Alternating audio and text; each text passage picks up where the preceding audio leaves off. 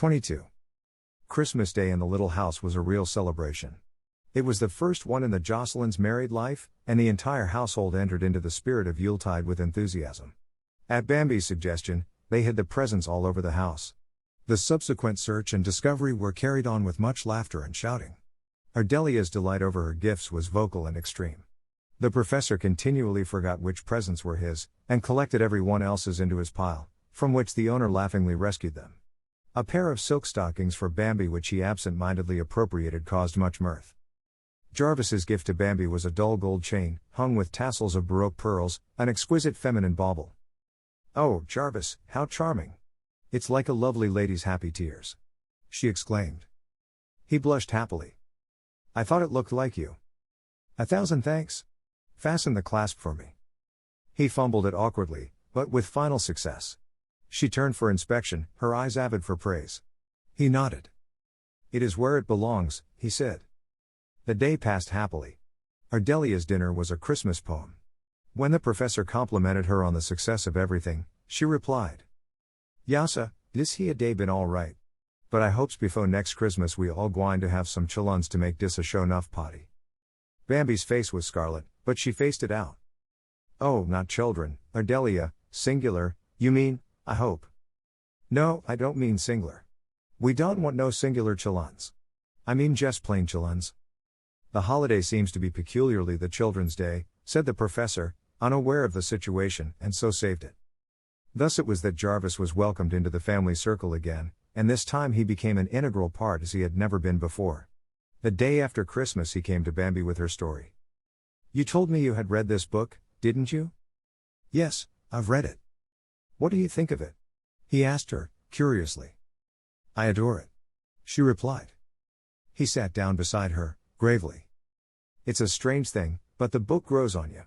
When I first read it, I thought it was a clever little trifle. But as I work with it, I have come to see that it is remarkable in its human quality. You feel the charm of the author all through it." "Do you?" Eagerly. "Didn't you?" "I don't know. I loved the girl. She seemed very true to me. I've never known any girls except you, and I don't know you very well, but there are spots where you and the other Francesca are strikingly alike. I suppose it is not you, but feminine. I mix them up. If we are to make a play of it, I am glad we both love it. I find myself intensely interested in the mysterious woman who wrote it. To me there is no hint in the story of the infelicity Mr. Frohman hinted at. I would like to know her. Don't you expect to see her when the play is finished? She says she wishes me not to know her. But she will have to come to rehearsals? I must ask her about that. Maybe she will come, then. You write to her? Oh, yes. I have to keep her in touch with my progress. I thought you told her to keep out." "I did. But she has been so agreeable about it that I decided to keep her posted as I went along." Bambi rose. "I've no doubt she is very fascinating," she said, coldly. "You don't object to my interest in her?" "Object? My dear Jarvis, you may be interested in all the women in creation without any objection from me.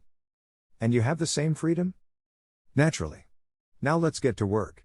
I was surprised at what you said about the young musician in the book. I thought he was so real."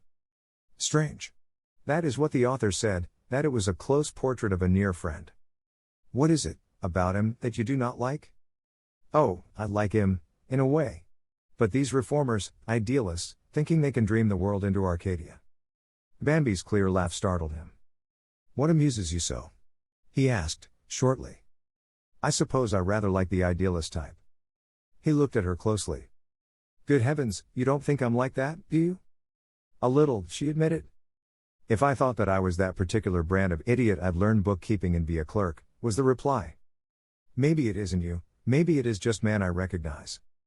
You can see how terribly clever the woman is, to set each of us accusing the other. She is just a student of types, that's all," Bambi disparaged the lady.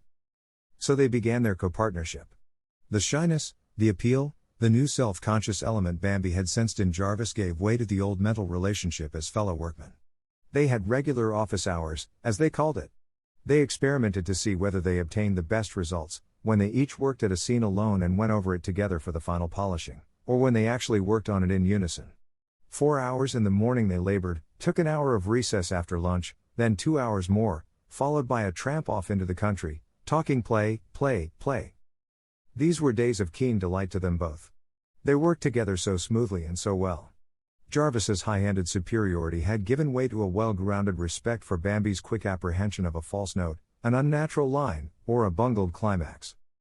The first interruption came with the advent of Richard Strong to spend the weekend, and Jarvis made no comment when Bambi announced his coming and declared Saturday a holiday.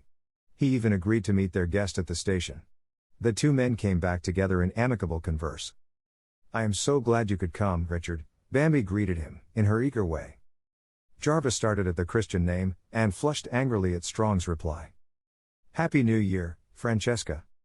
Richard and Francesca, so they had gone as far as that on the road to intimacy, was Jarvis's hurt comment to himself. After that he watched Strong every minute for signs of special devotion, and before the day was over he had satisfied himself that these two cared deeply for each other. The way Strong's eyes followed her every movement, the way he anticipated her wants, understood her before she spoke, they were all damning evidences of the situation. That Bambi showed herself grateful, as vividly as she did everything else, entirely escaped Jarvis. She loved him, that was the truth, and he alone stood between her and happiness. The 2 days dragged by, in torment, for him. It seemed as if they would never be over, so that he might face the truth by himself, with Strong out of the picture, and decide what must be done. Bambi noticed his strained politeness to their guest, but set it down to the same inconsistency he had shown before, of being jealous of what he did not especially value himself. Monday, after Strong's departure, she began to realize that there was a change in him. He was taciturn and moody. The work went badly. He disagreed with her at every point, and when she suggested that they stop an hour earlier than usual, he went off by himself, without asking her to go. She began to wonder whether his dislike of Strong was really serious and something to be taken cognizance of. Jarvis strode off into the country in a state of nerves unknown before. A sleepless night and the irritation of the day's work had played their havoc with him. He went over the thing again and again. Bambi and Strong loved each other, he stood in the way. Why should he not take himself out of the situation at once? She married me for a whim, she will unmarry me the same way, he reiterated to himself. Why did she do it, in the first place, unless she cared something for me? But she told me she had no sentiment for me, he replied to his other self. It was ambition that made her do it. She thought I would be famous. I've disappointed her, and she's through with me. He went over every incident of their reunion, his thrill at her welcome. She didn't really care, it was just her way, he assured himself. For hours he plunged through the woods, pursued by his bitter thoughts. When he turned back at last, into the garden, he knew that a precious, newborn thing, which he had brought back with him after his exile, was laid away, never to be allowed to come into full flower and maturity. His decision was made. He temporized on one point. He would stay on until the play was produced, so that if it succeeded, as he was determined it should, Bambi would have that much satisfaction from her matrimonial experiment. Then he would let her divorce him, and he would take himself out of her life. She was in the library when he went in. She caught sight of his face, and exclaimed, "Jarvis, my dear, how tired you look." He started to go, but she detained him. "Is anything the matter, Jarvis?" "No, what should be the matter?" "I don't know, but if there is anything you want to talk out with me, let's have it now. We can't afford to have any misunderstandings between us." "There is nothing," he said, and left the room. That night, after dinner, he sat late in his study, writing. 2 days later the result of the evening's work came to Bambi. Greater than. Greater than. Greater than dear author lady, some days ago I sent you my new address, so that you need not send letters to the theater, but so far I have not heard from you. Tonight, for some reason, I feel moved to write to you as I would wish to talk to you were you near me. Greater than. Greater than I say for some reason, and yet I know the reason. It is because of your human understanding of the things that make men glad or sad. I am beginning to know that only through the ache of experience can we come to understand each other. Surely there must be something of sadness back of your life, lady of mystery, to give you this power. Greater than. Greater than today I have fought out a bitter fight with myself, and I feel the loneliness that comes in a crisis, when each man of us must stand or fall, alone. Greater than. Greater than the play goes ahead rapidly. As I told you, Mrs. Jocelyn and I have great satisfaction in our work on it. I am determined to wring success from it. Both for your sake and for mine, I must. Greater than. Greater than is this personal letter distasteful to you? Do I depend too much upon your gracious understanding? If I do, say so, and I will not offend again. Greater than. Greater than faithfully. Greater than. Greater than Jarvis Jocelyn. Greater than. Greater than. Bambi read this letter over and over again, behind the locked door of her bedroom. What did it all mean? What was the bitter fight that drove Jarvis to this other woman for solace? How far did she dare draw him out on it, without offending her own sense of fitness? Had this innocent plot of hers, to startle him into amazed admiration, led them both into a labyrinth of misunderstanding? She answered Jarvis's letter and sent it to the theater, asking them to forward it. Greater than. Greater than. Greater than dear Mr. Jocelyn, your letter touched me very much in its appeal for my sympathy and understanding. I am regretful that sorrow has found you out. I think of you always as young and strong and happy, with a young wife and the world before you. I hate to have you spoil my picture. Greater than. Greater than I repeat my satisfaction that you and your wife enjoy your work on Francesca. I found such happiness myself in doing her, that I like to think we share the pleasure between us, we three. Greater than. Greater than is it your own ambition that drives you so that you say I must, in regard to success? Sometimes, if we set our hearts too much on a thing, our very determination thwarts us. Is it not so? Perhaps it is for the sake of someone else that you are so eager for accomplishment. I feel that it is to come to you in this play, and I am glad. Greater than. Greater than be of good cheer, comrade. Even the memory of bitter fights grows dim. I will not think of you as daunted by anything life can offer. No, nor death. Why have I this confidence in you, I wonder? Greater than. Greater than in all friendliness. Greater than. Greater than the Lady of Mystery. Greater than. Greater than. The day this letter came to Jarvis marked a change in him to Bambi's watchful eye. He threw himself with renewed ardor into the work. For the first time in many days they walked together, and he seemed more himself than he had been since Strong's unfortunate visit. Was it the effect of this letter? He was beginning to be easily influenced by this supposed stranger. The idea was too fantastic. What kind of a woman do you imagine the author of Francesca to be? She asked him as they trudged along a wintry road. He started a little, she thought. I scarcely know, he evaded. I always think of her as tall and thin and frail, with a rather sad face, white, with humorous gray eyes, and a sensitive mouth. I always think of her as little and fat and cuddly. Oh, not cuddly, he protested. She laughed. Any news from her lately? Yes. I had a letter today. Did you ask if she was coming to rehearsals? Not yet. Haven't you any curiosity about her? In a way, yes. But I respect her desire in the matter. I don't. If I could get it out of Richard Strong who she is, I'd go look her up in a minute. Have you tried? Eagerly. He won't tell. He's the king of clams. He has no right to tell. It is very smart of her to work up all this mystery about herself. No doubt she is a wobbly old fatty, instead of the Beatrice you think her. He made no answer, but she saw by his face how he resented it. A wicked design grew in Bambi's mind. She would make Jarvis Jocelyn fall so desperately and hopelessly in love with this dream woman of his that she would be revenged upon him for the way he had shut her out since Strong's visit. It never once occurred to her that it was a hurt she had given him which drove him to this other woman. But the something which he had offered her the night of his return he had deliberately withdrawn, before she had a chance to accept or refuse it. Well, here was a chance to punish him and she would take it. 23. From the day of her resolve, absolute impersonality characterized their relations during work hours. Sometimes they walked together, sometimes Bambi went alone or made visits to her friends. Jarvis felt more and more her withdrawal from him. He attributed it to her increased affection for Strong and a consequent abhorrence of her husband's presence. One morning she announced that she was going to New York for the day. But we were to work on the big climax today, Jarvis protested. You work at it. You can do it without me, she said, airily. You are as tired of the play as you are of me, said Jarvis earnestly. Absurd. I am much interested in the play and I am not tired of you. Shall you see Strong? Yes. I shall spend part of the day with him.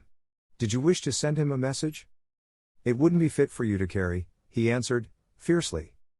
Richard is not your favorite companion, is he? She tantalized. He is not. Sorry. I am very fond of him. That does not need saying. I have never tried to disguise it. No, I should say you were both frank about it. Why shouldn't we be, Jarvis? Said Bambi with irritation. Exactly. Why shouldn't you be? You naturally cannot expect to regulate or choose my friends. I expect nothing. Then I would be obliged to you if you made your dislike of my friend a trifle less conspicuous. If you will let me know when he is expected, I will always go elsewhere. It was the first hint of disagreement that had ever occurred between them, and Bambi took the train to New York with a disagreeable taste in her mouth. She was going for a conference with Strong about the book, which had got a splendid start in the holiday sales. He had some plans to feature it in various conspicuous ways, so that it might advertise the play. Arrived in Grand Central Station, she wired Jarvis, sorry was horrid about Strong, just to make her self-esteem less flat. Then she went to Strong's office. He greeted her in his cordial way, only his eyes admitting his joy at sight of her. It is good to see you, he said. You won't like me. I'm utterly detestable today. I was nasty to Jarvis, and cross with Ardelia. I can't imagine you either nasty or cross. Me? Oh, I scratch and spit and bite. You are the most human person I ever encountered, he laughed. Be nice to me, and I may cheer up. I shall try. I have news about the sale of the book that ought to cheer a tombstone. I think we have a bestseller on our hands. I'm not a bit ashamed of it. Why should you be? Aren't you a literary pariah, if you're a bestseller? He laughed. How is the play coming on? Pretty well, I think. We're up to the climax of the second act. Jarvis is working on it today. Still no suspicion of you? Not a grain. I think he's falling in love with the author of Francesca, though. How? Through their letters. You certainly have a talent for comedy, he laughed, and added gravely, I thought Jocelyn had always been in love with the author of Francesca? No. I have always known that the author of Francesca cared about Jarvis. You must have dreamed that, Richard. Poor old Jarvis. Sometimes I think I will confess. Maybe I have no right to make game of him this way. Doesn't he suspect your style in your letters? I would know a letter from you, no matter what the circumstances. Oh, I don't write like myself. I write like an author. I found out what he thought she looked like, and I write tall, pale, sensitive-mouthed kind of letters, with a hint of sadness. You imp. He laughed. Improves my style. You ought to be glad. Let's hear about the plans for the book. They settled down to discussing advertising plans, which kept them busy until late afternoon. When the last detail was settled, Bambi rose with a sigh. Phew. That was a long siege. Like Corp in Sentimental Tommy, it makes me sweat to think. I should not have kept it up so long. I forget you are not used to this drill, he apologized. I think I'll live. Remember the first time I came to see you? Perfectly. Wasn't I scared? Were you? You were so kind and fatherly. Fatherly? He said. What lots of things have happened to me since then, she mused. And to me, said Richard, under his breath. Hiya. Life is a bubble. You'll feel better after a cup of tea. Where shall we go? Let's walk up to the plaza. Done, said he, closing his desk. It was a cold, crisp day, which stimulated the blood like a cocktail. Bambi breathed deep as she tried to fall in step with her companion. I can't keep step with you. I'm too little and my skirt's too tight. I'll keep step with you, my lady. Mercy, don't try. Jarvis says I hop along like a grasshopper. I resent that. Your free, swaying walk is one of your charms. You always make me think of a wind-blown flower. She looked up at him, radiantly. Richard, you say the charmingest things. Francesca, you do inspire them. I'm a vain little peacock, and Jarvis never notices how I look. Too bad to mate a peacock and an owl. A brilliant sunset bathed the avenue in a red, gold light. The steady procession of motors, taxis, and hansom cabs made its slow way uptown. The shop windows blazed in their most seductive moments. The sidewalks were crowded with smart men, fashionable women swathed in magnificent furs, slim, little pink-cheeked girls. All of them made their way up the broad highroad toward home or tea, as the case might be. Oh, you blessed fleshpots, how I adore you. Referring to the men or the women? Nutty Richard. I mean all the luxury and sensuousness which New York represents. You hungry little beggar, how you do eat up your sensations. They give me indigestion sometimes. The foyer of the plaza was like a reception. The tea room was a clatter and a clack with tongues. Like the clatter of sleek little squirrels, said Bambi, as she followed the head waiter to their table. Her comments on people about them, the nicknames she donated to them, convulsed Strong. He would never again see that pompous head waiter except as Papa Powder. Would you get tired of it if you were here all the time? I suppose so. It is all so alike. The women all look alike, and the men, and the waiters. If you dropped through the ceiling, you could hardly tell whether you were in the Ritz, the Plaza, the Manhattan, or the Knickerbocker. You would know it was New York, that's all. What train do you take tonight, or shall you stay over? I shall go on the 11:50, if you'll play with me until then. He smiled at her affectation. Suppose we try another kind of crowd tonight, and dine at the Lafayette. Delighted. I've never been there. It's jolly. You'll like it, I think. Where is it? Way downtown, University Place. What shall we do between now and dinner time?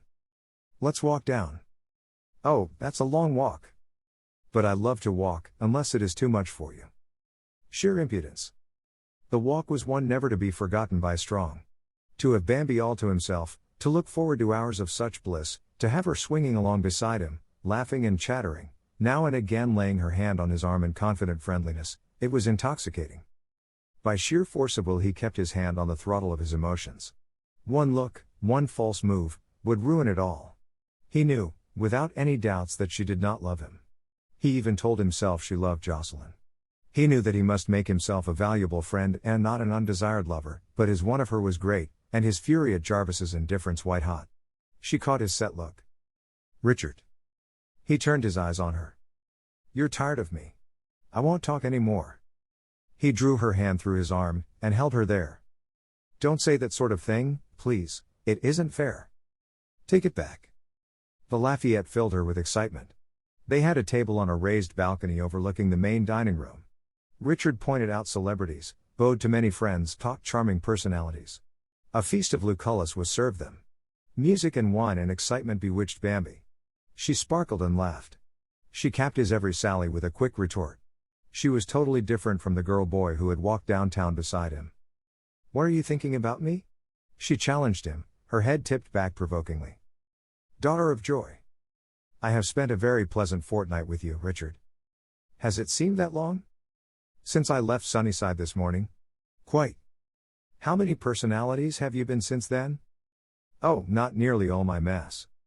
Protean artist? Headliner, she nodded. They drank to the success of the play. Later, as he stood beside her in the car, a few minutes before she was to leave, she put her hand in his. I've had the loveliest time, she said. You are the most accomplished playmate I ever had. It has been a happy day. Come to Sunnyside soon. The train began to move out and he hurried to get off. She waved to him from the window. She was tired, so she went to bed at once, with never a dream of the emptiness her small presence left in New York for the playmate. 24. What luck did you have with the climax, yesterday? She asked Jarvis, next day, as she came into the workroom. None at all. I worked all day, and tore it up last night. Oh, why did you do that? It was hopeless. If you wanted to teach me how vital you are to this work, you did it. Such a thing never entered my mind. Shall we begin in it now? Of course. I'm keen to get at it. She plunged into the situation and swept all obstacles before her. The entire reaction from yesterday's pleasure and change went into her work. Lunchtime came as a shock, the morning had fled so fast. Jarvis sighed as he piled up the pages. You work like an electric dynamo, he remarked. I always work better after a happy vacation. Why don't you run off for a day, to get your breath, as it were? Where would I run to? You might go look up the author lady you're so interested in, she remarked, wickedly. He made no answer to that. The noon mail brought Bambi's latest letter from Jarvis. All mail was brought immediately to her, so she had a chance to extract the telltale letters. Jarvis wrote. Greater than. Greater than. Greater than, dear lady, your letters are fast becoming a necessity to me. I look for them as eagerly as a boy. I find myself more and more absorbed in the Francesca of your fancy, whom I feel sure is the essence of you. Is it not so? Greater than. Greater than, I am bitterly unhappy these days, lonely as I have never been before. The emotional side of life has always been a closed book to me, one I disdain to read. So once my heart begins to call attention to itself, I suppose the more poignant will be my experience. Greater than. Greater than, I have lately come back from a long exile spent in a hideous place. I brought with me the first hunger for love I had ever known. But I found no answering need in the heart I turned to. I have been thrown back on myself, to eat my heart out, Because I know now that it is my own fault. If I had tried sooner to make myself a lover, I would not have to resign that place to another man. Greater than. Greater than why do I pour these personal sorrows upon you, my lady of sympathy? I am heartsick for comfort. Greater than. Greater than yours. Greater than. Greater than J. Greater than. Greater than. Bambi laid her cheek against the poor, hurt letter and cried. My poor, bungling Jarvis, how I must have hurt you. She read it again, and all at once light flooded in. Why, it's Richard, of course. He thinks I am in love with Richard. The dear old goose. He sees so little and sees that crooked. She went in search of him, determined to tell the whole foolish story, to explain the imaginary obstacles that divided them. But he was not to be found, so the impulse died, and she determined to play the farce out to its end, and now, that she knew the core of the whole situation, she could make it count for their final readjustment. She wrote him at once. Greater than. Greater than. Greater than my dear Jarvis, at last I feel that there is truth between us. I have suspected that you were not happy in your love life. But I wanted not to pry into locked chambers. Now we can be glad of the bond that lies between us, for I, too, go heart-hungry through the days. Greater than. Greater than I have not spoken to you of my home, or my husband, but now that you have become such a part of my thought life, I feel no disloyalty in the truth. Greater than. Greater than my husband is a man who has never felt the want of affection. He is so self-centered in his devotion to his work that I have always been shut out of his heart. At first this did not trouble me, for I was ambitious, too. But so many things have happened to develop me this last year, to awaken me to my full womanhood. Greater than. Greater than I have had to face, as you do, the ache of an unwanted love, tossed back to eat its way like a corrosive acid. Once, not long ago, I thought, perhaps, things were going to change for me. I thought he wanted me. But now I have come to know that it is to another woman he turns for sympathy and understanding. Greater than.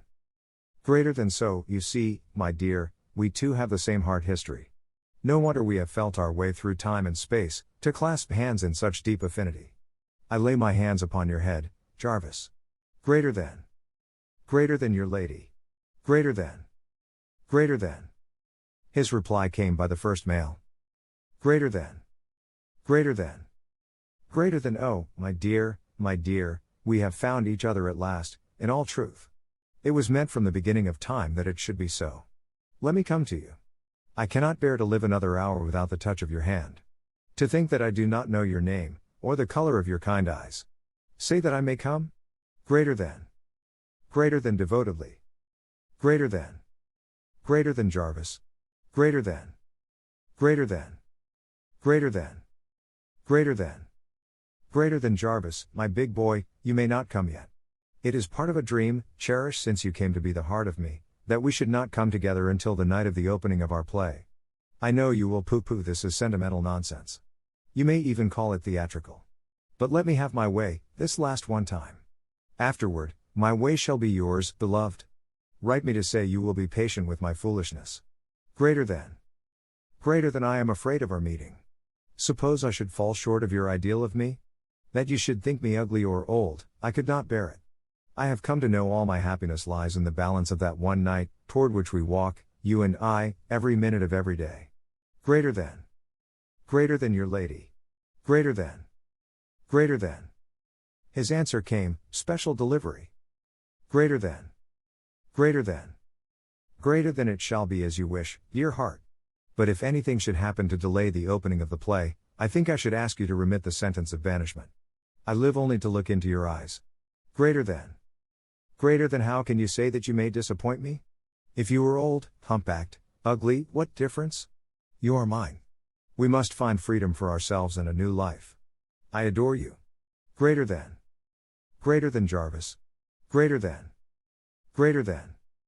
I wouldn't have thought it of Jarvis, said Bambi as she read it. He makes a very creditable lover. Greater than. Greater than.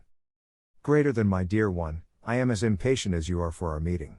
I gladly agree that we shall bring it about, at once, if anything happens to postpone the play opening. Greater than. Greater than what you say about being indifferent to my looks makes me happy. I shall not try you too far, my lover. I'm quite pretty and young. Did you know I was young? Greater than. Greater than you speak so confidently of freedom and a new life together. Are we to shed our old mates, like nautilus shells? My new coming into love makes me pitiful. Must we be ruthless? Greater than. Greater than your own. Greater than. Greater than. Greater than. Greater than. Greater than, dear, gentle heart, I do not wish to seem ruthless to you, much less to be so. But has our suffering not entitled us to some joy? I know my wife to be absorbed in another man, you say your husband turns to another woman. We represent to them stumbling blocks between them and their happiness. Surely it is only right that we should all be freed to find our true mates. Greater than. Greater than, I find it daily more of a burden to carry this secret in my heart, when knowledge of it would lighten my wife's unhappiness. Shall we not confess the situation, and discuss plans for separation? I owe this girl who bears my name more than I can ever pay. I would not do anything to hurt her pride. Tell me what you think about it, dear one? Greater than. Greater than your Jarvis. Greater than. Greater than. Greater than. Greater than. Greater than Jarvis, dear, again I must seem to oppose you. Please let us keep our secrets to ourselves until our meeting. Suppose that something should happen even yet? Suppose we should not wish to take this step when the time comes. I do not want you to hurt your wife. I respect and love you for your sense of obligation to her. How can she help loving you, my Jarvis? Greater than. Greater than, when the day comes for me to prove my devotion, may you say about me that you owe me more than you can ever pay. Greater than. Greater than, I live only for the completion of the play. Greater than. Greater than your love. Greater than. Greater than. Dash. 25. Bambi felt the renewed vigor with which Jarvis attacked the final problems of their task. He was working toward the goal of his affections, a meeting with his lady. She, too, felt the strain of the situation, and keyed herself up to a final burst of speed. The middle of February came, bringing the day which ended their labors. Well, I believe that is the best we can do with it, Jarvis said. Yes, our best. For my part, I feel quite fatuously satisfied. I think it is perfectly charming. I hope the author will be pleased, he said earnestly. I'm much more concerned with Mr. Frohman's satisfaction. If he likes it, hang the author. But I want to please her more than I can say. You have a great interest in that woman, Jarvis. What is it about her that has caught your attention? It is difficult to say.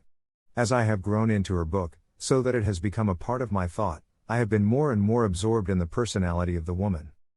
You told me the heroine was like me, once. Did I? In surprise. You've changed your mind, evidently? No. Her brilliance is like you. But not her other qualities? She seems softer, more appealingly feminine to me, than you do. You have so much more executive ability. You think I'm not feminine? I didn't say that, he evaded. Why do you insist upon thinking the author and heroine to be one person? Just a fancy, I suppose. But the book is so intimate that I feel consciously, or otherwise, the woman has written herself into Francesca. You may be approaching an awful shock, my dear Jarvis, when you meet her. I think not. These author folk. She'll be a middle-aged dowd, mark my words. He rose indignantly, and put the last sheets of the manuscript away. She watched him, smiling. Shall you go to New York tomorrow? Yes, if I can get an appointment by wire. I am going to see about it now. I do hope he will be sensible enough to put it on right away. He told me to rush it. I think he means an immediate production. The end of our work together, mused Bambi. He turned to her quickly. You care? Don't you? It has really been your work, Bambi? It was her turn to be startled, but evidently he had no ulterior meaning. Not at all. I think it is wonderful how well we work together, considering. Considering? He insisted. Oh, our difference in point of view, and, everything. She added. It would disappoint you if it were our last work together? What an idea, Jarvis. I look forward to years and years of annual success by the Jocelyns. He frowned uncomfortably, as if to speak, thought better of it, and kept silence. I'll go send my wire, he said. She kissed her fingertips to his receding back. Later, too, she went to the telegraph office and sent the following wire. Greater than. Greater than. Greater than Mr. Charles Frohman. Greater than. Greater than C. Jarvis, if possible, tomorrow. Play finished. Sure success. Greater than. Greater than Francesca Jocelyn. Greater than. Greater than. The secretary answered Jarvis's wire at once, making the appointment at 11 o'clock on the morrow. "It seems incredible that anything could run as smoothly as this for me," said Jarvis, as he read the dispatch. "That's because I'm in it," boasted Bambi, with a touch of her old impudence. "I'm your mascot." "That must be it. It means a midnight train for you, to make it comfortably. Do you suppose you will stay more than a day?" "I should think not. I don't know." Ardelia came in with a yellow envelope. "Somepin doin' round is here house. Telegram boy day a ringin' at de do bell stiddy." "For me?" said Bambi. Greater than Mrs. Jarvis Jocelyn, Sunnyside, New York. Greater than Mr. Froman will see you at 3 o'clock tomorrow. Greater than. Bambi gazed at it a moment, a bit dazed, then she laughed. "Anything the matter?" Jarvis inquired. "No. Oh no." This was how it happened that Mr. Jarvis Jocelyn took the midnight train to New York, while Mrs. Jarvis Jocelyn followed on an early morning one. "But why, if you both have to go to that city of abominations, do you not go together?" inquired the professor. "Part of the secret," she reminded him. "Dear me, I had forgotten we were living in a plot. How is it coming out?" "I will know today, definitely, just how, when, and where it is coming out." Jarvis presented himself at the theater at 11 sharp, and felt a thrill of righteous pride when he was ushered into the private office without delay. His vow that he would enter without so much as a calling card had come true sooner than he had hoped. Mr. Froman smiled in his friendly way and shook hands. "How's my friend, the XG who?" He laughed. "Fine. I hope you are well." "I'm all right. How's the play?" "I have it here. It is good." "Good, is it?" Mr. Froman's eyes twinkled. "Yes. Mrs. Jocelyn worked at it with me, and I have to admit that the success, if it is one, is largely due to her." "She is a writer, too?" "No, but she has a keen dramatic sense. She understands character, too." "So? Lucky for you. Does she want her name on the bills?" "She has never spoken of it, but I wish her to go on as co-dramatist." "All right. Clever wife is an asset. Now we've got just 2 hours. Go ahead, read me what you've got there." Jarvis unpacked the manuscript and began. He had worked over the scenes so often with Bambi that he fell into her dramatic way of doing the scenes. Once or twice the manager chuckled as he recognized her touch and intonation on a line. Certainly Jarvis had never read so well. He was encouraged by frequent laughs from his audience. There were interruptions now and then, criticisms and suggestions. As he read and laid down the last page, Mr. Froman nodded his head. "Pretty clever work for amateurs," he said. "You think it will go?" "With some changes and rearrangements.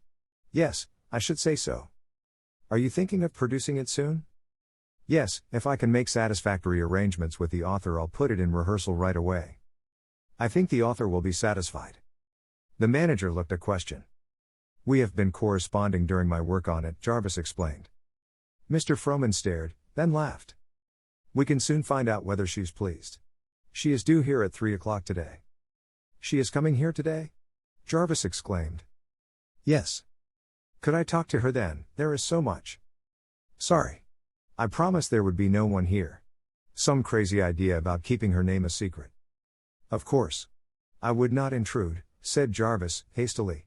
"She wrote me that she would leave rehearsals to you and me." "Did she? Will your wife want to come to rehearsals?" "I think so. Would there be any objections?" "Not if she is co-author. She is very clever." "I don't doubt it. You leave that copy here. I'll go over it, in part, with the author and let her take it to look over. I will wire you what day I want to get the company together for a reading." "All right, sir. If the author is satisfied with this, I'll have a contract made out to submit to you and your wife.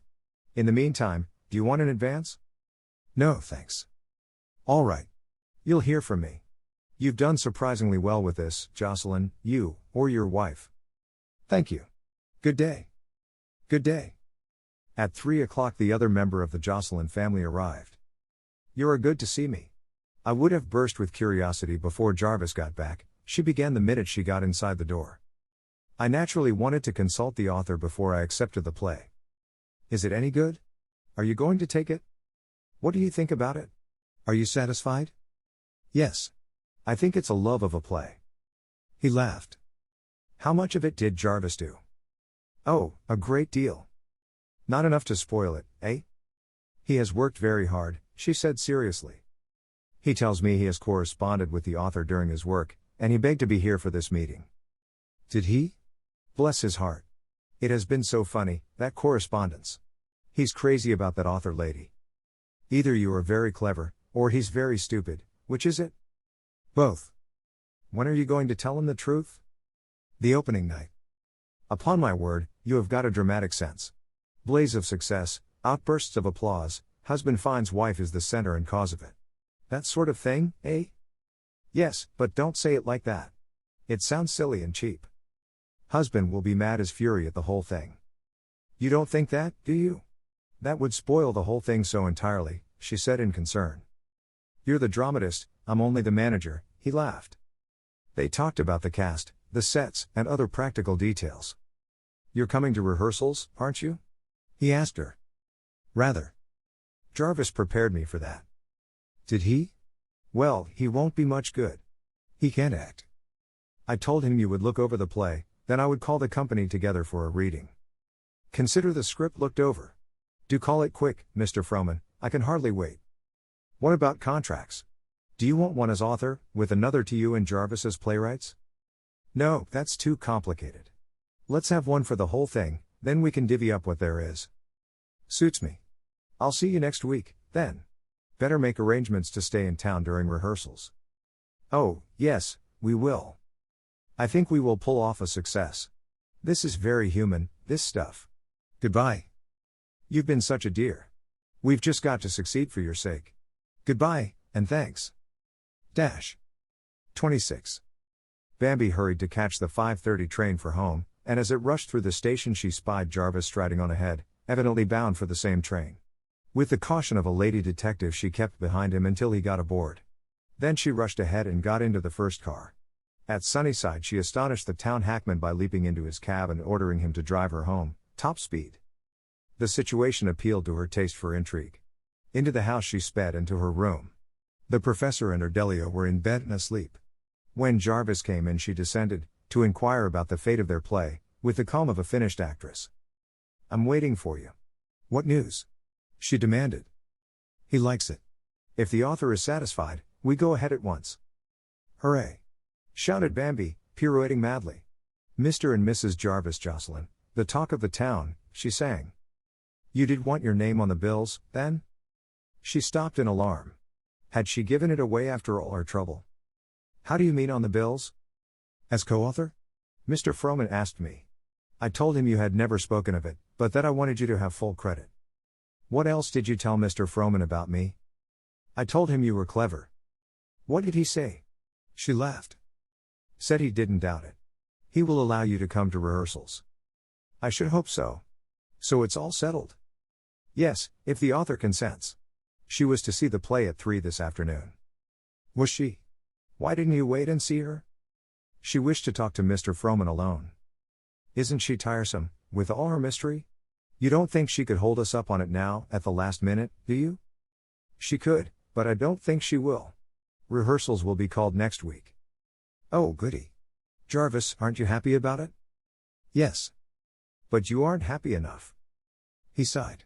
It was all so different from the way he had planned to bring her his first success. Something seems to have gone amiss with us, doesn't it, Bambi? I haven't noticed it. You're satisfied to go on as we are now? I can think of a few improvements. I'll tell you about them later.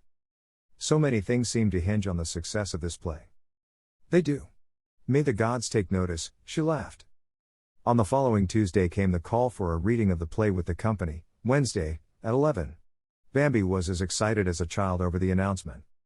I think we had better plan to stay at the National Arts Club again, during rehearsals, Jarvis.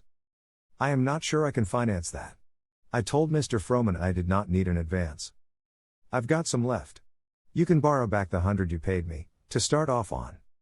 You're like the old woman with the magic purse. I'm thrifty and saving. Well, if we can accomplish it without robbing you, I agree with you that it would be better to stay in town. Settled. You go pack your things, and I'll look after mine. They prepared to make their second pilgrimage, this time to the land of promise. The professor showed an unusual amount of interest in the matter. How long will it take to rehearse it? he asked. We don't know yet, we're such amateurs. But as soon as we know the date set for the opening, you and Ardelia are to prepare to come. You can come up the day of the performance, and if you can't stand it, you may come home the next day. A trip to New York? What an upsetting idea. Would you rather stay here and miss the first play Jarvis and I ever did together? Said Bambi, disappointedly. No, certainly not. I'll come. Just make a note of it, and put it in a conspicuous place, he added. We'll keep you reminded, never fear. Ardelia gasped when she heard she was to go. I'll send you a list of the clothes to bring for the professor in plenty of time. I shall give you a new black silk dress for the occasion. Laudamassi, Miss Bambi. I's so excited I can't talk. A no silk dress and a goin' to no York wid de professor. I declare dey ain't no nigga woman in dis here town got sesh quality to work fo as dis old nigga has. Why, Ardelia, we couldn't have it without you. Am I gwine sit wid de white folks in de theater, or up in nigga heaven? You'll sit in a box with the rest of us. God Almighty, honey, dis gwine to be de happiest Cassian o be my life. The co-authors took the night train. Not quite a year ago since our first journey together, said Bambi. That's so. It seems a century, doesn't it? That is a distinctly husband remark. I was only thinking of how much had happened in that time. Two new beings have happened, a new you and a new me, she answered him. Are you as changed as I am? He asked. Yes. You haven't noticed me enough to realize it, I suppose. He made no reply to that. Arrived in New York, they went to the clubhouse, and took the same rooms they had before. As Bambi looked about the room, she turned to Jarvis in the doorway. It is a century since I knelt at that window and arranged our spectacular success. Well, we're a year nearer to it. Let's get a good night's rest, for tomorrow we enter on a new chapter. It's jolly we enter it together, isn't it, Jarvis? He nodded, embarrassed. I should like to wish you luck in the new venture, Mr. Jarvis Jocelyn. I wish you the same, Miss Might, he said, clasping her hand warmly. You haven't called me Miss Might for a long time, she said, softly. I like it. Good night, said Jarvis abruptly, and left. You're a poor actor, my Jarvis, she chuckled to herself. At 11 o'clock they presented themselves at the theater. The reading was to take place in Mr. Frohman's big room. Jarvis and Bambi were admitted at once. Good morning, said Mr. Frohman. Good morning. This is Mrs. Jocelyn, Mr. Frohman. Bambi offered her hand to the manager with a solemn face, but the laugh twinkled in her eyes. How do you do, Mrs. Jocelyn? I understand that you had a great deal to do with this play? I did, she admitted. Without me this play would have been nothing. This leaves you no ground to stand on, Mr. Jocelyn, he laughed. The members of the company arrived and were presented to the authors. Bambi kept them all laughing until Mr. Frohman called order. They sat in state around the big table. I propose that Mrs. Jocelyn read us the play, Mr. Frohman said. Oh, shall I? It is really Jarvis. If you please, said Mr. Frohman, indicating a chair. So Bambi began, with a smile at Jarvis, and another at the audience. They all felt in a good humor. The play was so peculiarly hers, the intimate quality which had made the book go had been wonderfully retained, so that spontaneous laughter marked her progress through the comedy. It was also true in Universal, the characters so well drawn, the denouement so happy. At the climax of the third act the company broke into irresistible and unpremeditated applause. Oh, God bless you for that, said Bambi, her eyes wet with gratitude. We ought to cast you for the girl. You are enough like her to have sat for the portrait, said Mr. Frohman, wickedly. Jarvis turned to look at Bambi in his earnest way. He marked the likeness, again, himself. I shall play it just as you read it, Mrs. Jocelyn, said the girl who was cast for the lead. You will greatly improve on my Francesca, I'm sure, Bambi nodded to her. Parts were distributed, much discussion followed as to character drawing and business, then they separated to meet for rehearsal the next day at 10:30. Mr. Frohman had an immediate appointment, so the Jocelyns had no opportunity for a word in private. Queer that Mr. Frohman should think that you are like Francesca, too, said Jarvis, on their way to the club. Oh, I don't know. We are the same type. That's all. You could play the part wonderfully. Could I? It would be fun. Still, I think we can make more money and have more fun writing plays. She seemed always to be harping on their future together. The next day was full of surprises for them both. They were entirely ignorant of conditions in and about the theater. The big, dark house, with its seats all swathed in linen covers, the empty, barn-like stage, with chairs set about to indicate properties, the stage hands coming and going, the stage manager shouting directions, it was all new to them. The members of the company were as businesslike as bank clerks. No hint of illusion, no scrap of romance. Mercy. It's like a ghost house, said Bambi. A deal table was set at one side, downstage, for the Jocelyn's, with 2 scripts of the play. They sat down like frightened school children, bewildered as to what would be expected of them. The actors sat in a row of chairs at one side. The stage manager made some explanations and remarks about rehearsals, and then the first act was called. It was slow and tedious work. Over and over again the scenes were tried. Some of the actors fumbled their lines as if they had never read English before. Now and then the manager appealed to the authors for the reading of a line, or an intonation, and Bambi always answered. At the end of one scene the man who was to play the young musician came to them. I've been thinking over my part, Mrs. Jocelyn, and I think that if you could write in a scene right here, in Act First, to let me explain to the old fiddler my reason for being in this situation. Oh, no, you mustn't explain. The whole point of the first act is that you explain nothing. Yes, but it would play better, he began, in the patronizing tone always used to newcomers in the theater. I can't help that. I cannot spoil the truth of a whole character, even if it does play better, said Bambi, smiling sweetly. The actor took it up with the stage manager after rehearsal, and was referred to the authors. These new playwrights always have to learn at our expense, he said, importantly. Can't be helped. We have to use playwrights, however irritating they are, remarked the stage manager. Day after day they assembled at the same hour and slowly built up the structure of the play. Many nights Jarvis and Bambi worked on new scenes, or the rearrangement of the old ones. The first act was twisted about many times before it played to the stage manager's satisfaction. New lines had to be introduced, new business worked out every day. It was hard work for everybody except Bambi, and she declared it was fun. No matter how trying the rehearsals, nor how hard she had to work, she enjoyed every minute of it. They soon discovered that Jarvis had no talent for rehearsing. In fact, the mechanics of the thing bored him. When a new scene was demanded quickly, his mind refused to work. It was Bambi's quick wits that saved the day. After the first few days she was the only one to be consulted and appealed to by everybody. I can't see that you need me at all in this business. I'm no good at it. Yes, you are, too. You saw where that new scene in the third act belonged at once. Yes, after you wrote the scene. But this is why we need each other. I didn't see where the scene belonged at all. If we both could do the same thing, we wouldn't need to collaborate. Thank heaven, we don't have the author underfoot interfering all the time. I don't believe she would interfere. Heard anything from her, lately? No, she is waiting for the production, I suppose. And then the deluge. I may lose you to that story-writing female yet. She teased him. Don't. He protested, quickly. I won't, she retorted, meaningly.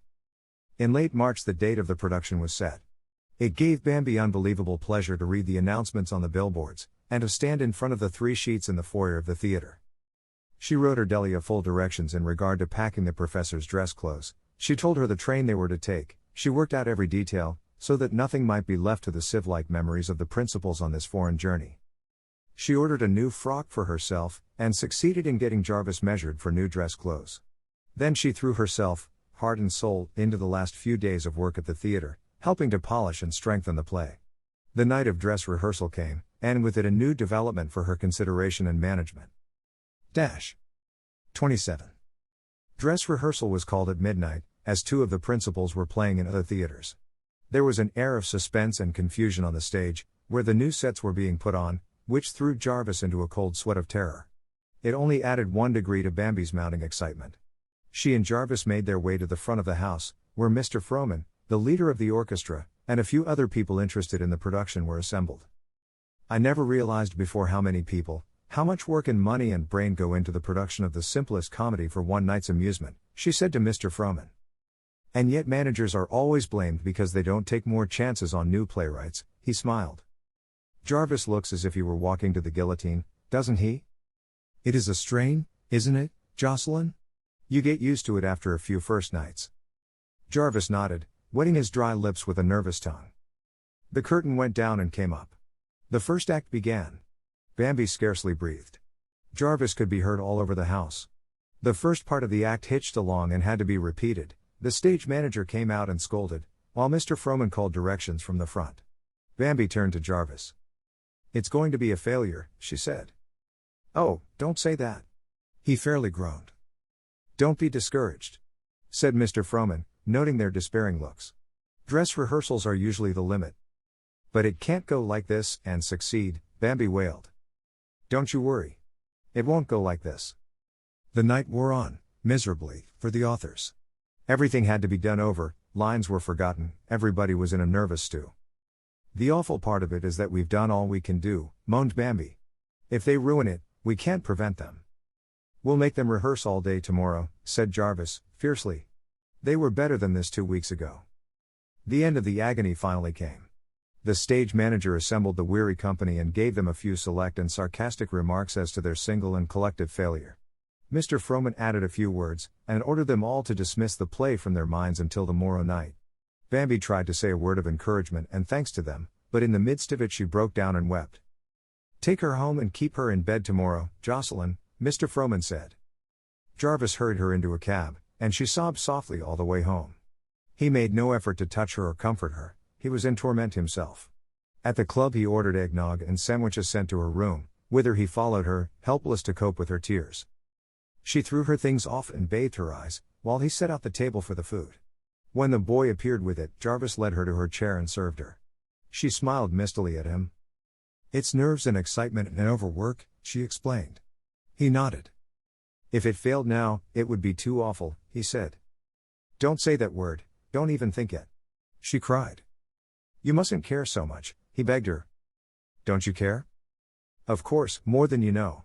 But I am prepared for failure, if it comes." "I can't be prepared for it. It cannot happen," she sobbed. He stood looking down at her helplessly. "What can I do for you? What is it you want?" he demanded gently.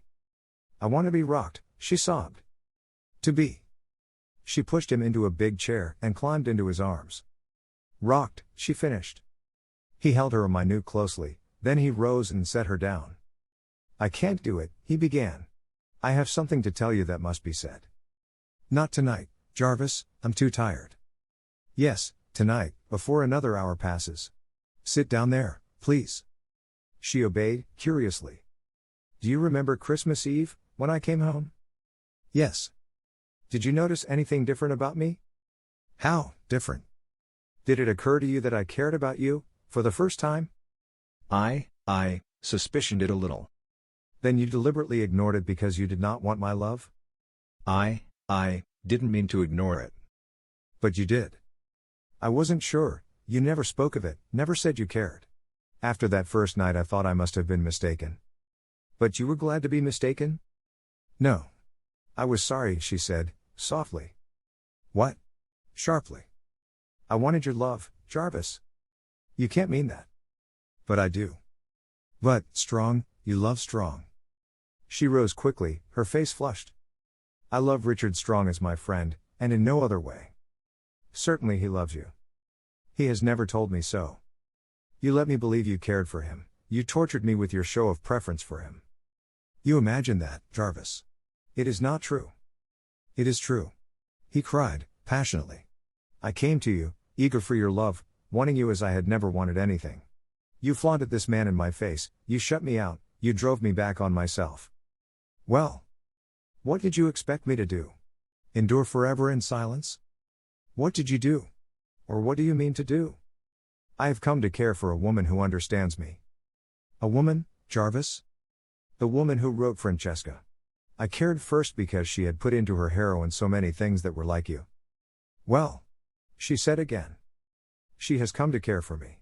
I wanted to tell you so long ago, when we first knew, but she begged me not to until after the play was tried out.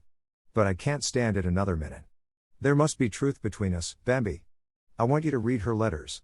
I want you to try to understand how this has crept into my heart.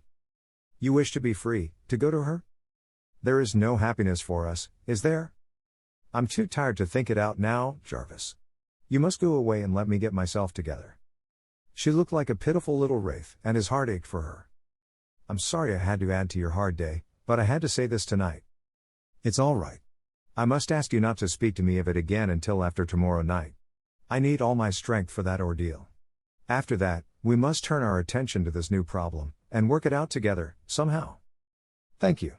I'm sorry I've been such a disappointment to you, my dear, he added. Good night. Take the letters, I could not bear to read them. With an agonized look he took them and left her. Dear Lord, I'm through with plots. I'm sick unto death of the secret, she sighed, as she climbed into bed. 28. Bambi kept to her room next day until it was time to meet the train on which Ardelia and the professor were to arrive. It was due at 4 o'clock. She went to Jarvis's door, but he was not in his room. She had heard nothing of him since his confession of the night before. Her telephone bell startled her, and she took up the receiver to hear Jarvis's voice. Bambi? Yes. How are you? All right. Don't you want me to meet the professor and Ardelia? There's no need if you're going up to Grand Central. I'd rather go, thank you, Jarvis. Where are you? At the theater. Anything the matter? Oh no. I came to talk to the stage manager. He says everything will be all right tonight. Are you resting? Yes. I've had a quiet day, sitting on my nervous system. Where have you been? Walking the streets. Come home and take some rest. I'll meet the train. Thank you just as much for thinking of it. I'll be at the information booth at 5 minutes to 4. All right. She hung up the phone with a dazed face. The idea of Jarvis taking care of her, inquiring after her health, and trying to spare her. Every blessed thing is topsy-turvy, she exclaimed aloud. At 4 o'clock she walked up to the booth, and there he stood, anxiously scanning the faces that passed. Hello. She said cheerfully. He looked grateful and smiled. You look as if you had had a spell of sickness, you're so white, he said. I'm all right, but you look like a nervous prose case. Aren't we pitiful objects for eminently successful playwrights? I suppose one gets used to this strain in time, he said, taking her arm to help her through the crowd. No sooner had the train come to a stop than they saw Ardelia's huge frame descend from the car, holding a dress suitcase in each hand. After her came the professor, looking very small and shrunken. Ardelia saw them afar, and waved the heavy suitcase in the air like a banner as she hurried toward them. Howdy, Miss Bambi. Howdy, Mr. Jarvis. Here we is. Bless your old hearts, said Bambi, hugging them both. How are you, children? The professor inquired. We're fine. Did you have a comfortable time on the trip? Why did you sit in the day coach, father? De professor, he won't set into Chika, causin day won't let me in dare, and he's afraid he furged to get off lesson he was longside ob me. But the train stops here, it doesn't go any farther. My. Ardelia, you do look stylish. Yasm. Wait until yo see my no black silk. I's got me a tight skirt, and a Dutch neck, lawsy, honey, but dis ol niggas geeteen mighty frisky. She and Jarvis had an argument about the bags. She insisted upon carrying them herself, and indignantly refused the help of the colored porter. Go away fum here, boy. Yo reckon I gwine trust yo all wid ma no silk dress and de professor's dress suit. No, sa. She kept them laughing all the way to the club with her tales of their difficulties and excitements in getting off. Her exclamations on everything she saw were convulsing. When they arrived at the club, and she discovered that she was to have the little room next to Bambi's, her satisfaction was complete. Bambi ordered the entire family to repose on its respective backs for an hour before they dressed for dinner. So they parted to obey orders. For that hour Bambi held herself firmly upon her bed, completing her plans. They had agreed, she and Jarvis, that if there should be a call for the author, they would take it together, and Jarvis would speak. She was not sure just how she was to make the revelation to him of her dual personality. She decided to leave it to chance. Never in her life had she been so excited. The double responsibility as author and playwright shrank to second place in comparison with the fact that this night she was to tell Jarvis of her love for him, hear him speak his love for her. Before the hour of enforced quiet was over she could hear Ardelia tiptoeing about her room. Presently her head was cautiously inserted through the door. When she saw a hand waved at her, she bounced in. Laws, honey, I's so excited, I can't hold my eyes shut. I got de professor's dress suit clothes all laid out smooth, with de buttons in de shirt, and de white tie ready. Now, they'll let me help yo all get dressed before I begin to wrastle wid dat tight skirt be mine. All right, sit down and hold your hands till I jump into my bath. While Bambi bathed, Ardelia shouted all the gossip of home through the bathroom door. Upon Bambi's reappearance, she insisted upon dressing her like a child. She put on her silk stockings and slippers, getting herself down and up with many a grunt. She constituted herself a critical judge in the hairdressing process, and fussed about every pin. Why ain't yo all had one ob des a hair fixers do yo hide? And make me look like a hair shop model? Not much. Well, yo done purty good. Wait till I curl it, said Bambi, throwing up the window and popping her head out into the night air. Fo de Lawd's sake, yo curl yo hay and no yawk just like yo do at home. Why not? This cold, damp air is just the thing. Now look at me, she boasted, shaking her head so that the soft, curly rings fluttered like little bells about her face. Y'all do, said Ardelia. Bambi disappeared into the closet, and presently she popped out her head. Ardelia, prepare to die of joy. When you have seen my new dress, life has nothing more to offer you. I ain't gwine to die till after dis show. Out of the closet Bambi danced, her arms full of sunset clouds. Apparently she held it up, and Ardelia's eyes bulged. Yo don call dat a dress? Put it on me, and you'll call it a poem. Dey ain't nothing to it, she protested, as she slipped it over Bambi's head. It was certainly a diaphanous thing of many layers of chiffon, graduating in color from flame to palest apricot pink. It hung straight and simple on Bambi's lithe figure, bringing out all the color, the dash, the fire-like quality in the girl's personality. The flush in her cheeks, the glow in her eyes, even the little curls, were like twisted tongues of flame. She whirled for Ardelia's inspection. I know dat ain't no decent dress, but yo show is beautiful as Potiphar's wife. Who's she? She's in the Bible. Bambi laughed. I look like the fire of spring, she nodded to her reflection. Of course I'm beautiful. This is the biggest, happiest night of my life. A boy came for the professor's clothes, and a little later that distracted gentleman presented himself to have his tie arranged, and to be looked over generally in case of omissions. My dear! He exclaimed at sight of his daughter. Art I wonderful? He put his hand under her chin and tipped her face to him. There is something about you tonight, elemental is the word, fire, water, and air. She hugged him. Oh, but you've got a surprise coming to you this night. You are about to discover other unsuspected elements in your offspring. My dear, I'm so excited now I'm counting backward. Don't explode anything on me or I'll lose control. The secret is coming out tonight. Is it painful? No, it's heavenly. Jarvis rapped. May I come in? Yes. He stood on the threshold a moment, a truly magnificent figure in his evening clothes. Jarvis! Breathed Bambi. Bambi! Exclaimed Jarvis, and they stood a gaze. She recovered first. Do you like me? She coquetted. He walked about her slowly, considering her from all sides. Ariel. He said at last. Oh, thank you, Apollo, she laughed, to cover the lump in her throat at his awed admiration. They sent Ardelia's supper up to her, and the rest of them made an attempt at dining, but nobody could eat a thing. Bambi talked incessantly from excitement, and all eyes in the dining room were focused upon her. Ardelia was in a tremor of pride when they went upstairs again. She shone like ebony, and grinned like a Hindu idol. They admired her, to her heart's content, and she descended to the cab in a state of sinful pride. Although they were early, the motors were already unloading before the theater. They were to sit in the stage box, and as soon as the rest of them were seated Bambi went back on the stage to say good evening to the company. The first night excitement prevailed back there. Every member of the company was dressed and made up a good half hour too soon. They all assured the perturbed author that she need have no fears, everything would go off in fine shape. Somewhat relieved, she started to go out front, when she ran into Mr. Frohman. Good evening. If you are as well as you look, you're all right, he smiled at her. I feel like a loaded mine about to blow to pieces, she answered. Hold on for a couple of hours more. Does Jarvis know yet? Not yet. He laughed and went on. Bambi returned to the box, where she sat far back in the corner. The house was filling fast now. More than a little interest was evinced in the strange box party of Big Jarvis, the professor, and Ardelia. Richard Strong nodded and smiled from a nearby seat. We should have come in late, just as the curtain rose, whispered Bambi.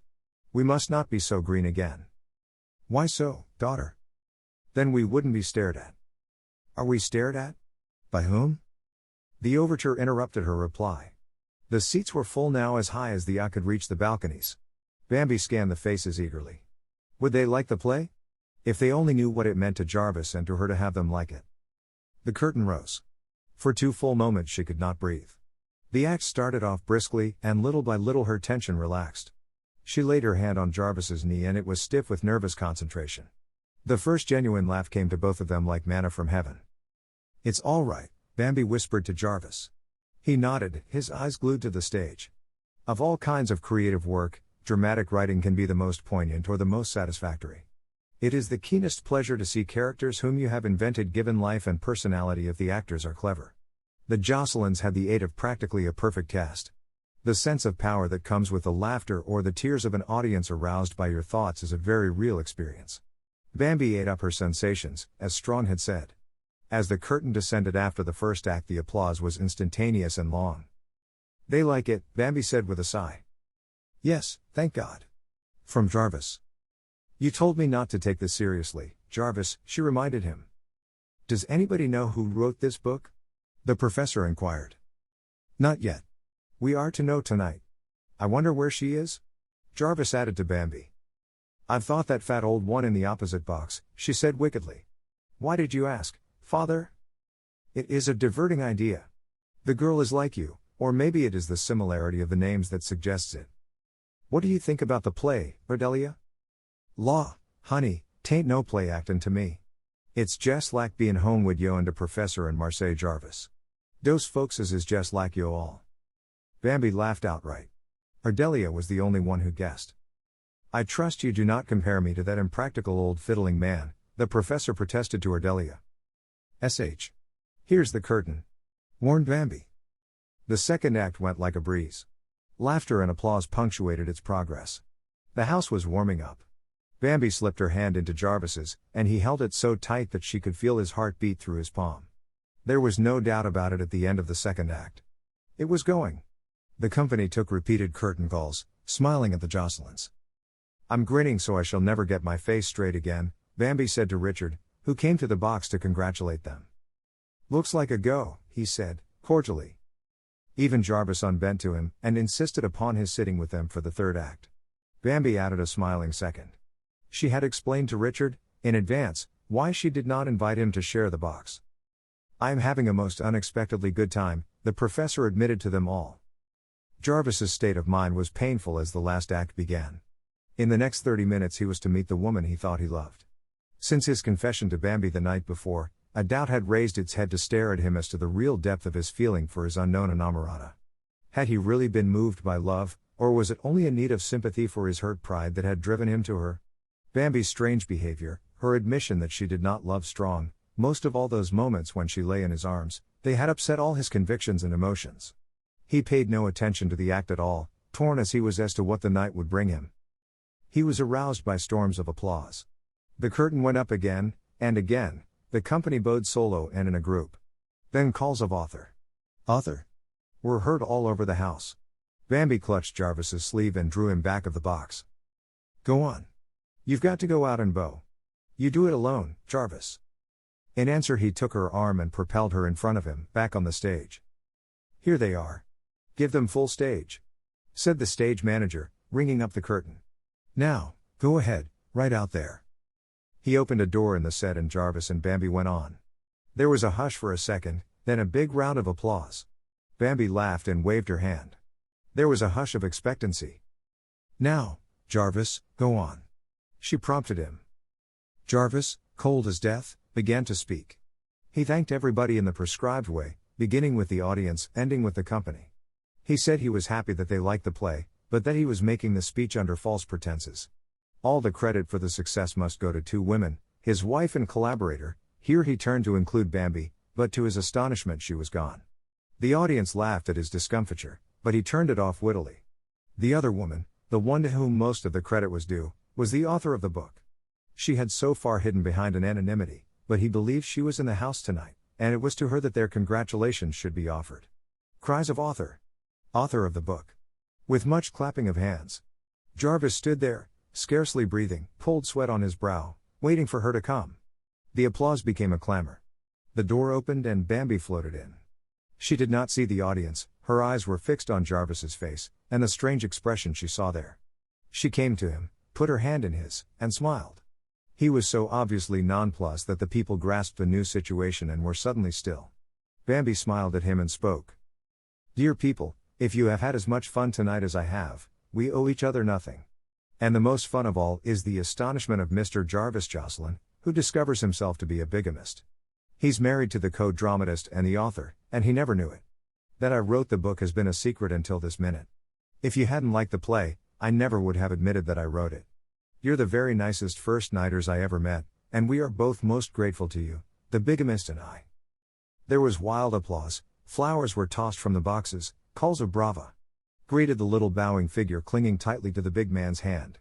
They finally made their escape to the wings, and Bambi turned to Jarvis for what was to her the real climax of the evening.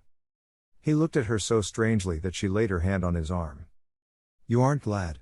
she questioned, anxiously.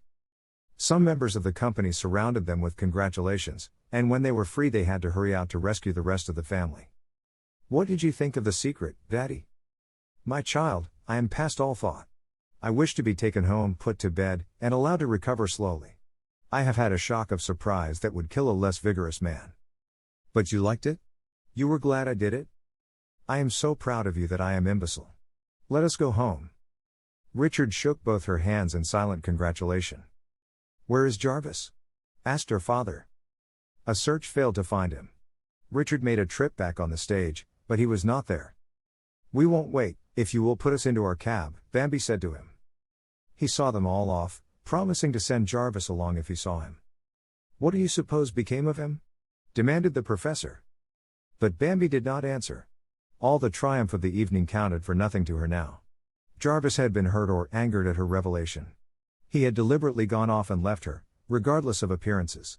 She spent the night in anxious listening for his return, but morning found his rooms vacant, his bed untouched. Bambi's heart misgave her. 29.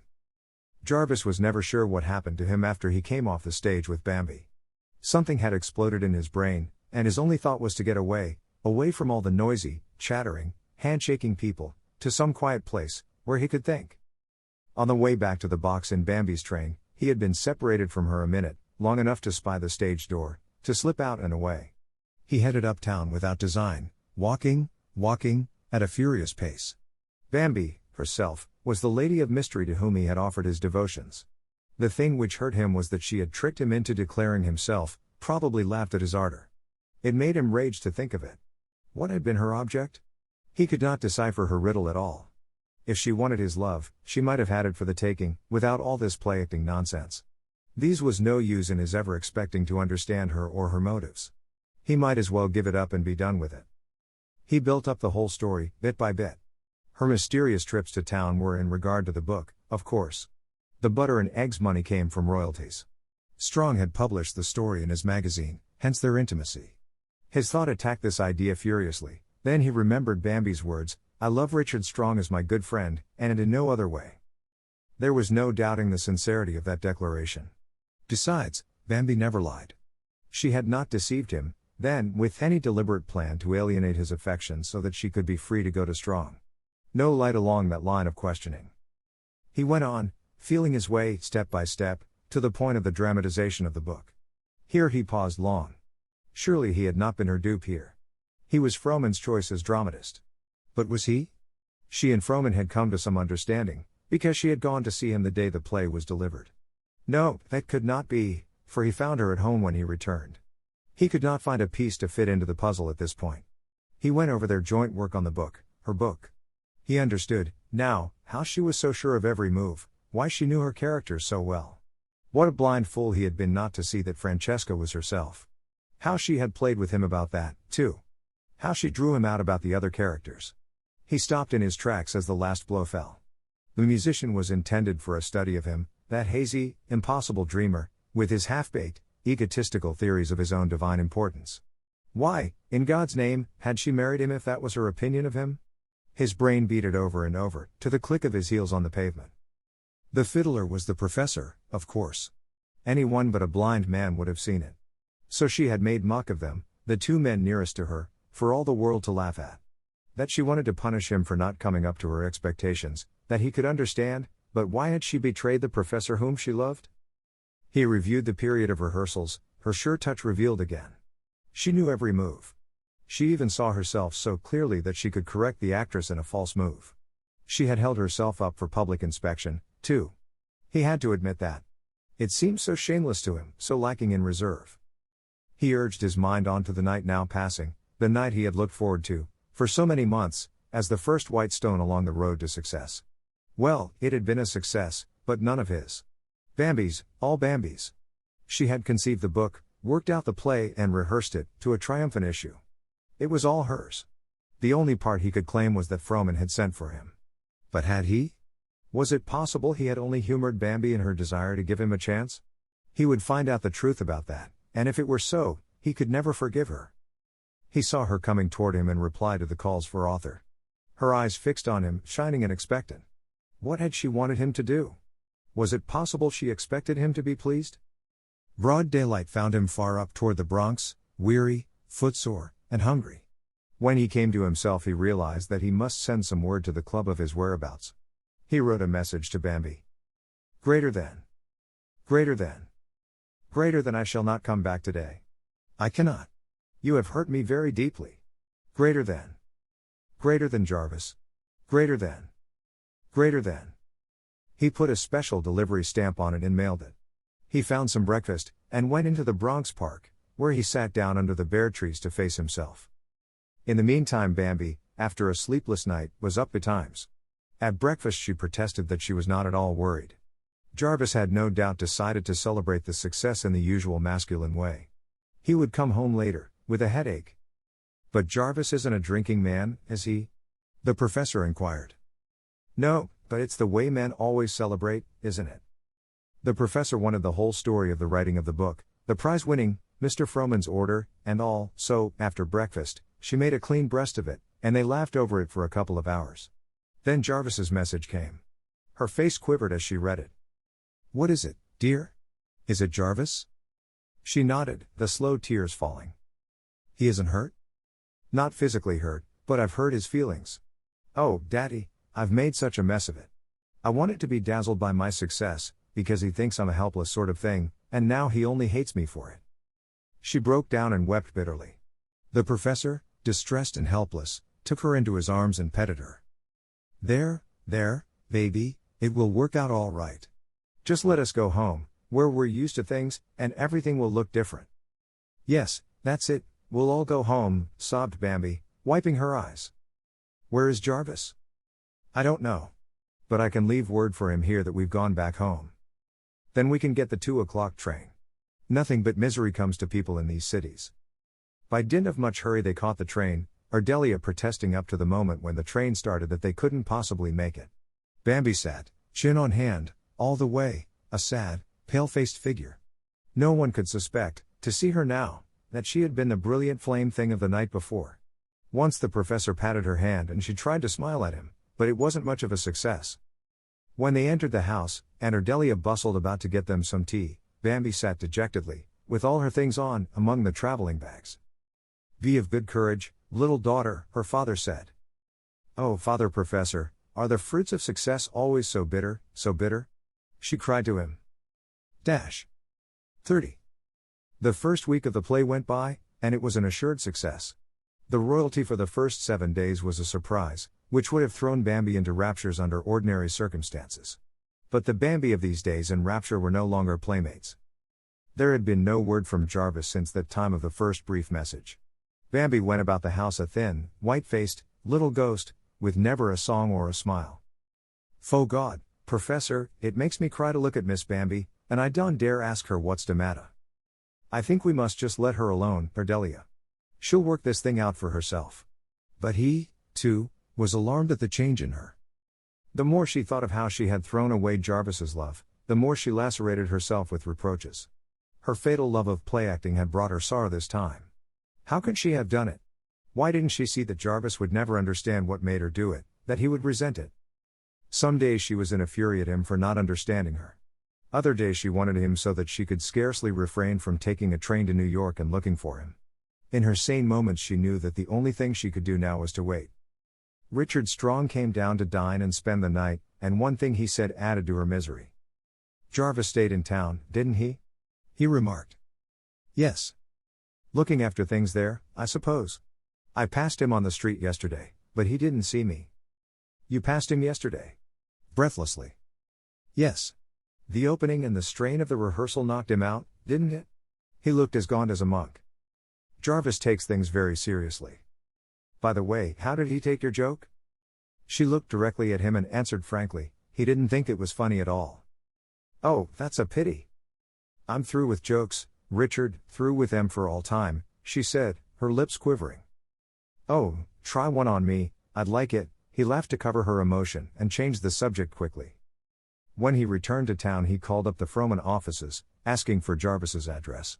He was still at the National Arts Club, they assured him. So that evening he presented himself there unannounced. He found Jarvis alone in the reading room, a book open before sightless eyes. He rose to greet Strong, with evident reluctance. I'm glad to find you, Jocelyn. I have something particular to say to you. So? Sit down, won't you? I've just come back from Sunnyside, where I spent the night. I wanted to settle the details of your wife's next serial. Yes. Have you seen her since the opening night? No. I think she is either very ill, or very unhappy, possibly both. She seems such a frail little thing that one dreads any extra demands on her. I knew you stayed on to look after the business here, of course. You know the dear, blind, old professor. Naturally you are the person to look after her, and I thought it would be just like her not to say a word to you about it all, so here I am, playing tame cat, carrying tales. Go down tonight, Jocelyn, and take that girl away somewhere. They think she's ill? Jarvis repeated. She looks it to me. If she were my wife, I'd be alarmed. He rose as he finished, and Jarvis rose, too. They looked each other in the eyes. Thank you, said Jarvis. He suddenly realized, without words of any kind, that this man suffered as he did, because he, too, loved Bambi. He was big enough to come to her husband with news of her need. By a common impulse their hands met in a warm handclasp. She needs you, Jocelyn, Strong said. You're a good friend, Strong, Jarvis answered. When he had gone, Jarvis hurried to his room and began to pack his bag. His heart beat like a trip hammer with excitement. He was going to Bambi. She needed him. He had endured a week of the 3rd degree, practiced upon himself. He had peered into every nook and corner of his own soul. He knew himself for a blind, selfish egotist. He was ready now to fling his winter garments of repentance into the fires of spring.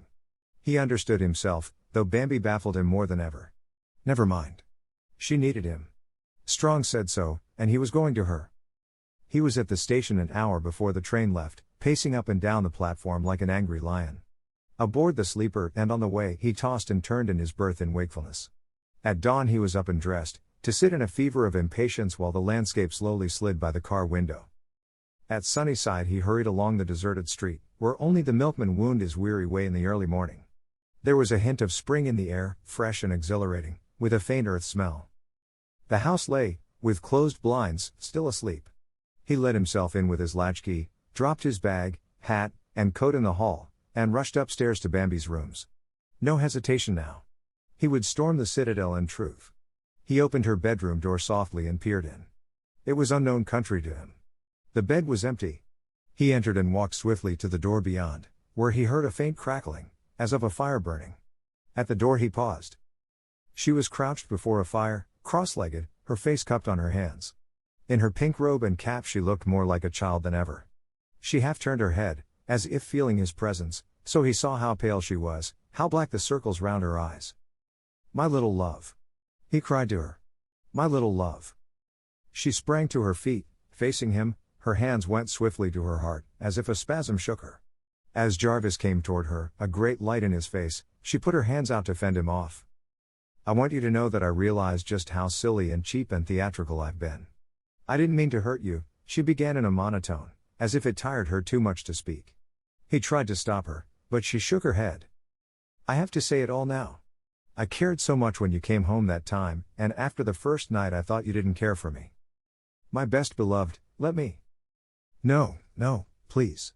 I was piqued and angry and I thought I could punish you by pretending to be the other woman you thought you were writing to. I wanted to make you care for her, and then.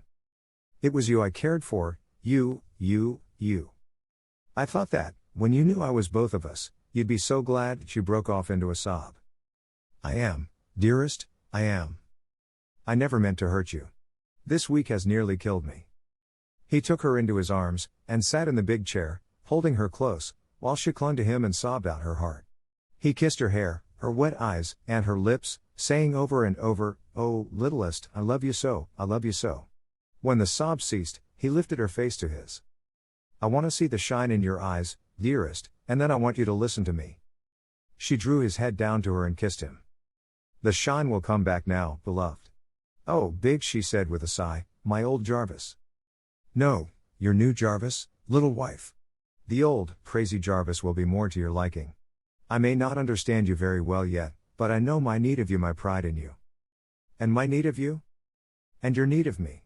We're in step, now, honey girl, and we'll march along together without any more misunderstandings, won't we? Oh, we will, if you'll take short steps, so I can keep up. I'm the one to do the running now, Miss Might. A famous novelist and a successful playwright." He laughed, pinching her cheek. "None of it counts. The only title that means anything to me is Mrs. Jarvis Jocelyn." His comment on that was inaudible. "Would you mind telling me just why you married me?" "Because I was a seeress, and foresaw this day." More comment, inaudible. The door opened, cautiously, the professor tiptoed in, followed by Ardelia, with a tray. At the sight of the two before him, engrossed in the inaudible comments, he stepped back into Ardelia and rattled the contents of the tray. Jarvis looked up and caught his astonished expression. He rose with Bambi in his arms. "Good morning, father." "I'm home," he said. "Thank to good Lord." From Ardelia. "It's Jarvis," said Bambi, fatuously, patting his cheek. "I suspected that it was when I saw him," the professor admitted. "I'm glad that you're back, and I hope you'll stay. This child needs a firmer hand than mine." "You're speaking of a woman with a well-advanced career, Herr Professor Parkhurst." "Ardelia, we are not needed. She is well." A dose of Jarvis Jocelyn was the correct prescription. "Well, thank God for some show enough lovin' at loss," said Ardelia, as she backed out behind the professor and closed the door. The end.